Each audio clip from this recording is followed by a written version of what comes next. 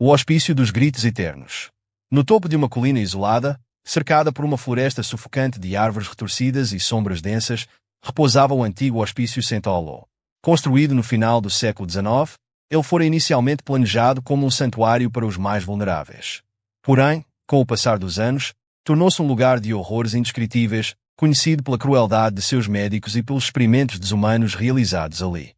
Quando foi fechado na década de 1970, o próprio edifício parecia ter absorvido a dor e o sofrimento de seus pacientes. Décadas depois, um grupo de amigos decidiu explorar o lugar. Eram 4: Lucas, Clara, Rafaela e Jonas.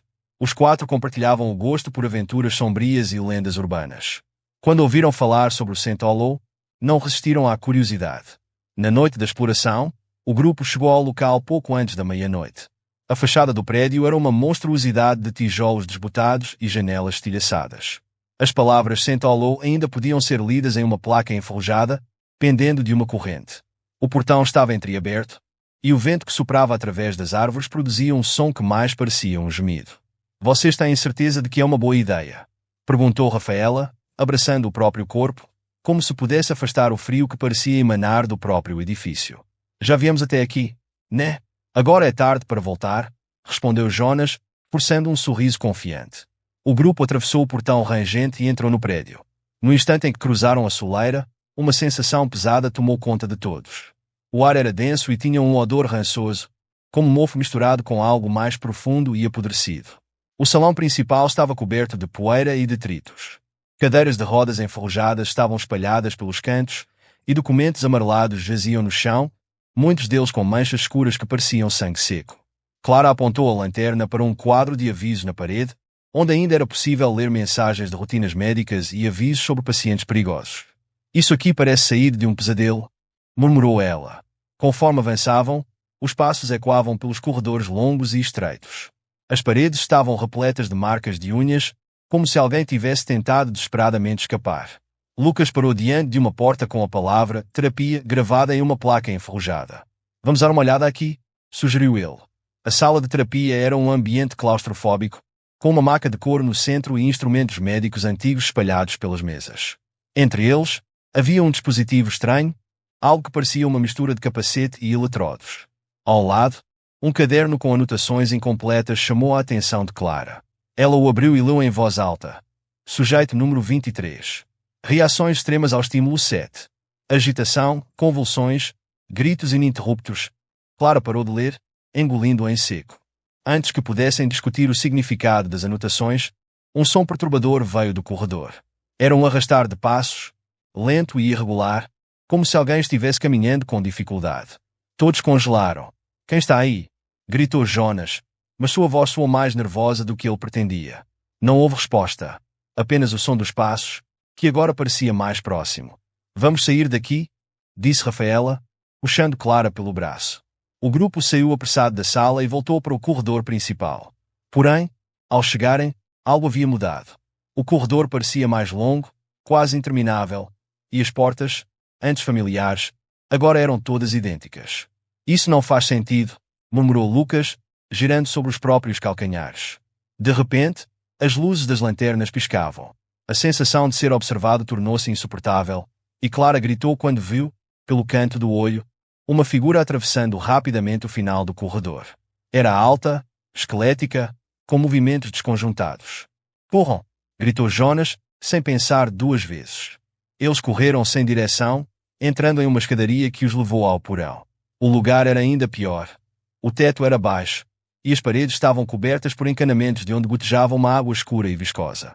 Havia celas alinhadas ao longo das paredes, cada uma com grades enferrujadas. Dentro das celas, algo se movia. Figuras humanas, ou o que restava delas, estavam ali. Algumas rastejavam, outras apenas observavam com olhos brilhantes que não eram humanos. Uma risada aguda e enlouquecedora ecoou, e as figuras começaram a bater nas grades em sincronia, criando um som ensurdecedor. Estamos presos, disse Clara, chorando. Isso não é real. Não pode ser real. É real, respondeu Rafaela, olhando para as criaturas com terror nos olhos. E eles querem nos pegar.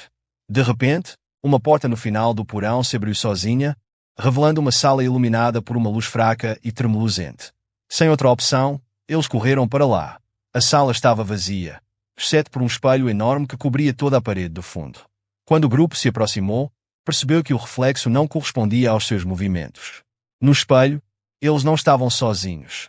Atrás deles, dezenas de figuras desfiguradas observavam, seus rostos congelados em expressões de agonia. Quando se viraram para olhar para trás, nada havia ali. De repente, as luzes piscaram e um grito ensurdecedor encheu a sala. As figuras no espelho começaram a se mover, atravessando o vidro como se ele fosse líquido. O grupo tentou fugir, mas a porta pela qual haviam entrado desaparecera. A última coisa que se ouviu naquela noite foi o som de gritos, que ecoou pela colina e pela floresta, antes de cessar abruptamente. No dia seguinte, moradores das proximidades encontraram o portão do hospício fechado e trancado, como se nunca tivesse sido aberto. E, ao longe, era possível ouvir, no silêncio do amanhecer, sussurros vindos do interior do prédio. Ninguém jamais viu os 4 amigos novamente.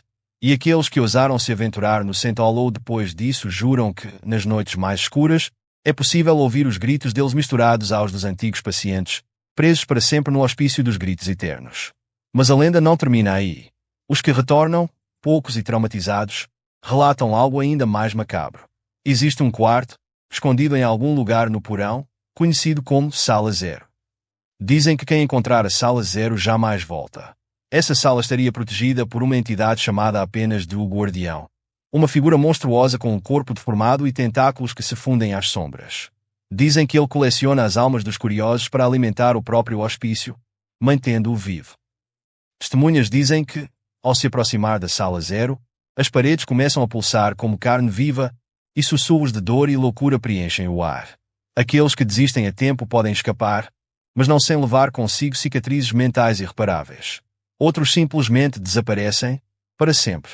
A lenda do St. Hollow persiste, crescendo com cada década. Dizem que o prédio não é apenas um lugar, mas uma entidade.